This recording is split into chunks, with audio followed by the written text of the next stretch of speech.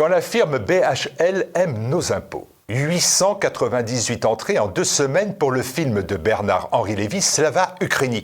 Un bide retentissant pour ce documentaire pourtant vanté à longueur d'onde et d'antenne. 898, c'est toutefois 6 fois plus que son documentaire précédent, Une autre idée du monde, sorti fin 2021 et qui avait attiré 152 spectateurs, dont 11 entrées cumulées le premier jour.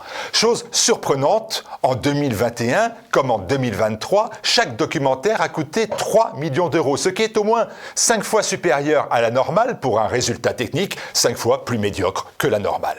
Parmi les aimables financiers, les chaînes publiques sont un soutien de longue date des projets audiovisuels de la firme BHL. Le service public a donné de l'argent pour plus de la moitié des productions de BHL, dont 500 000 euros pour son œuvre de 2021, et 300 000 euros pour celle de 2023. Mais cela ne s'arrête pas là, car France Télévisions a financé les documentaires de l'épouse de Bernard-Henri Lévy et aussi ceux de son principal associé. Une situation qui permet à un observateur averti de parler d'abus de copinage de la firme BHL.